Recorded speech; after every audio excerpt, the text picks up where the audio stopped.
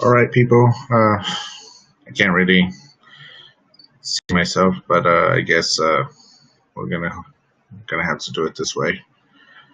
Um,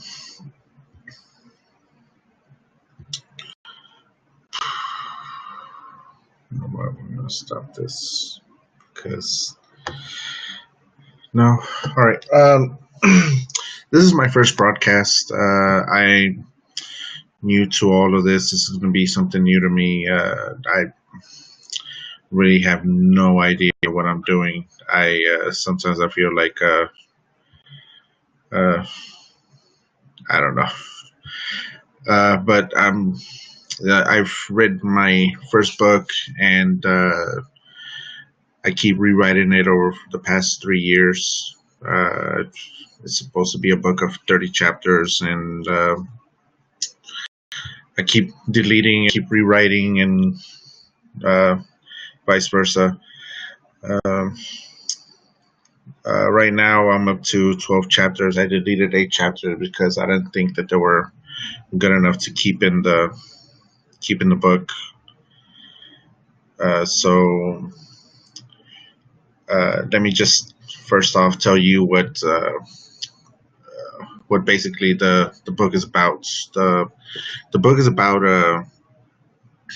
it's a soldier who's also a father. Uh, he is he's placed in the future.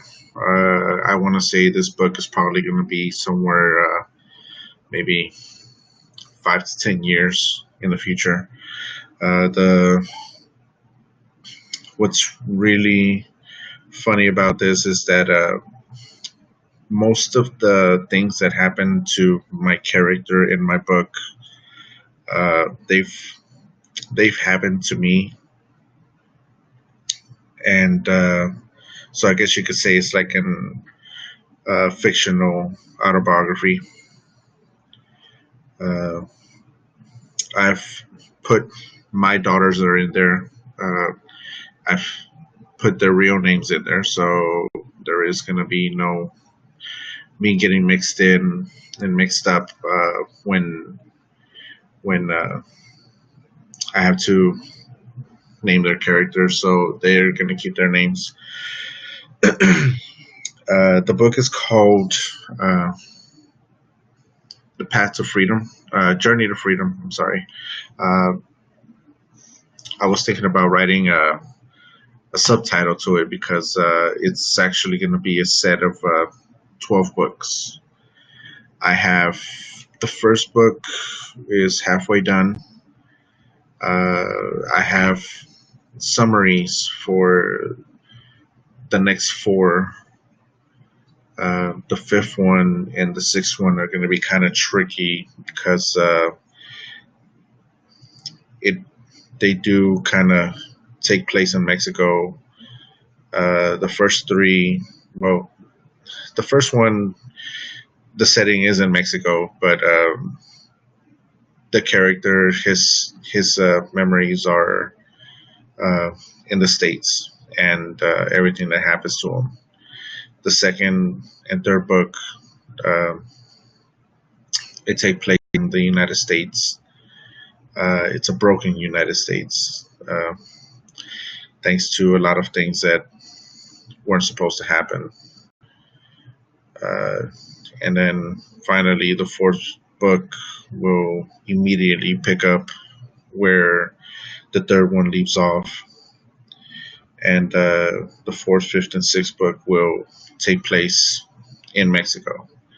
Because the reason that is he has to basically finish some unfinished business that took place in the first book. So, without further ado, let me go ahead and read the first chapter. Um, I see Miss Brikudo is on here. Uh, you are you are the first one here, and you're the only one here. But that's fine. That's uh, more viewers than what I actually got when I was on Facebook Live. So I want to thank you for being here, and Without further ado, let me go ahead and read the first chapter. Side notes: every chapter in my book will have a quote, and each quote takes place uh, relative to what happens in the chapter. So here we go. Journey to Freedom. The subtitle was supposed to be The Path to World War III, but I'm thinking maybe it's going to be either the repercussions of World War III or the repercussions of an arrogant nation. So here we go. Chapter 1. The quote is, "Bad things do happen. How I respond to them defines my character and the quality of my life. I can choose to sit in perpetual sadness, immobilized by the gravity of my loss, or I can choose to rise from the pain and treasure the most precious gift I have, life itself," by Walter Anderson.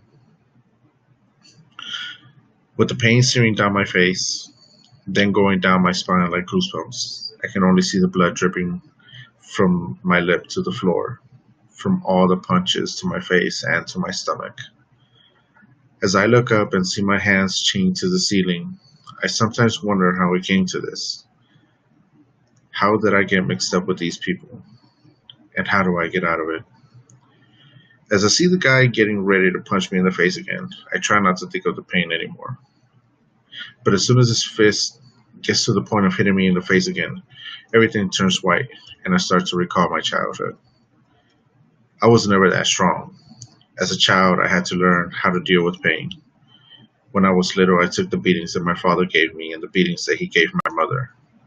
I recall the time my father hit me only because I crossed his view from watching the game on the television, or when he would hit my mother because his food wasn't hot enough or it wasn't to his liking. Growing up in an abusive home didn't mean that I would be abusive myself. It just meant that I would not be like my father. I saw many things that always made me wonder, what did the person do to deserve that? As a punch lands on my cheek, my reminiscing of my past goes away, and then I get asked, "Where are the others?"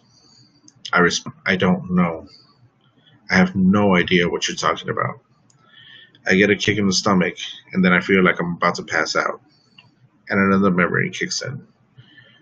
I remember when I was playing soccer, when I was 8 years old.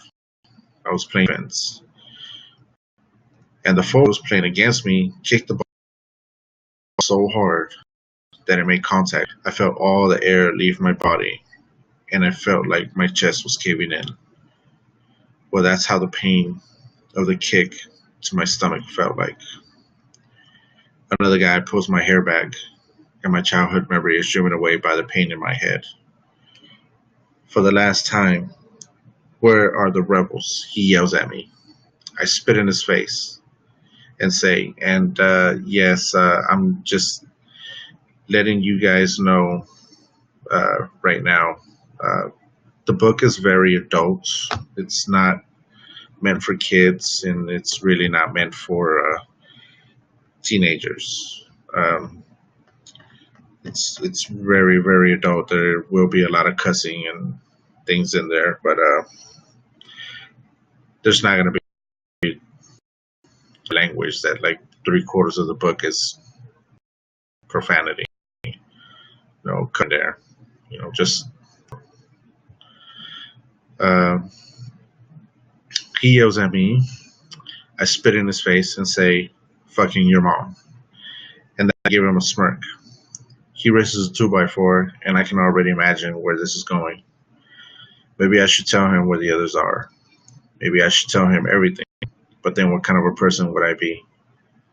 How can I betray those people? The very same people trying to survive. The people that are trying to survive only do so by living in a country that doesn't belong to them anymore. In a country where every day we live just to survive from soldiers that betrayed their vows from tyranny. Soldiers aren't meant to join in tyranny and enforce it. They are meant to defend the people. But obviously, money talks and not everyone in the world is rich. I get hit in the back with a 2x4 and fear the worst, but no. No broken ribs, nor broken. My body sure is stubborn when it comes to being broken easily. Well, Nicholas, sure did it now. This has got to be the worst situation you've ever put yourself in. And that's my first chapter. Uh, 14 Law and Faith. Thank you for joining us. I was reading the first chapter to my book. It's my first novel. Um, I know that you probably didn't read it. You probably didn't hear anything, or you probably got here at the very end. But the book is about my character.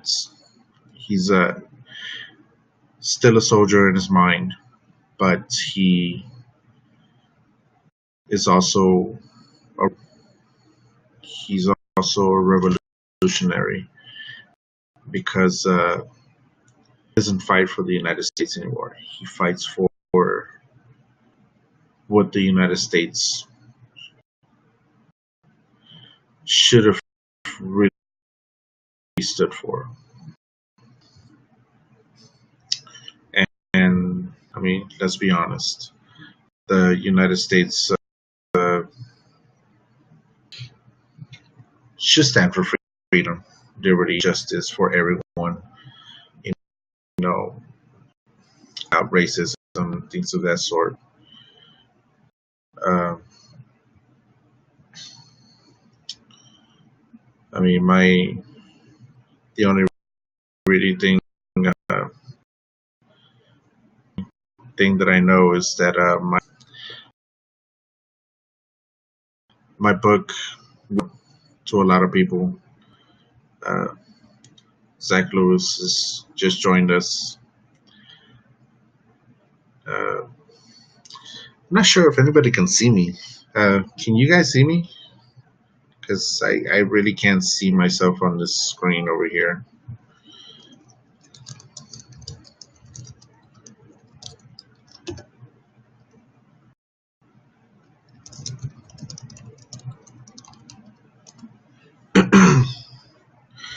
Um, so,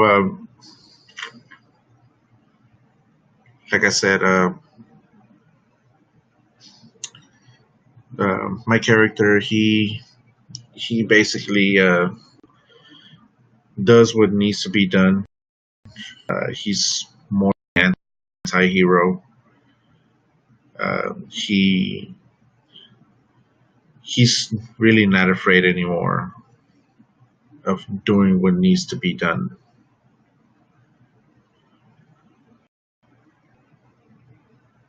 And sometimes we're driven to do that.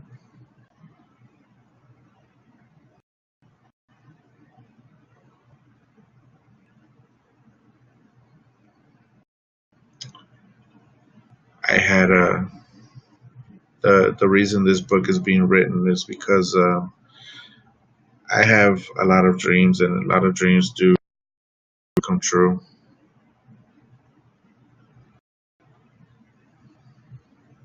And I used to have 6 kids, years old, and yeah, 6 kids. Sounds like a lot. Uh,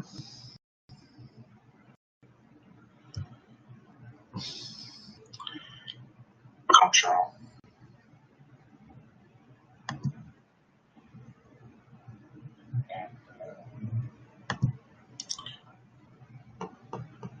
2 of my daughters, they were killed in an accident.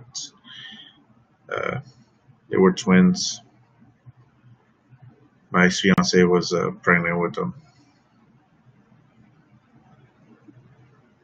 And I have one daughter in Mexico, and I fear for her life every day because the town that she lives in, where my ex-wife has her. She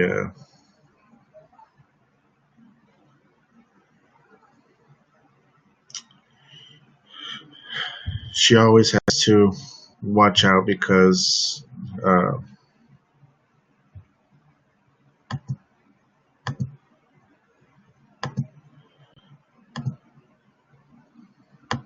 she always has to watch out because town is always overrun by cartels or the Zetas. I really,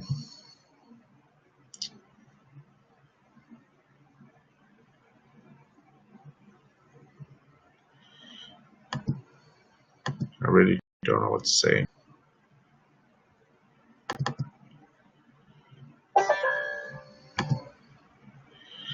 Still trying to figure out why I can't see myself.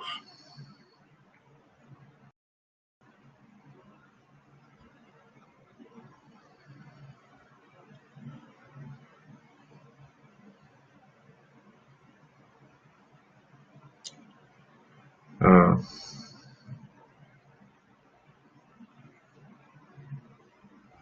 I'll just end the video here and try to fix whatever I can so I can go ahead and try to get the camera up and running.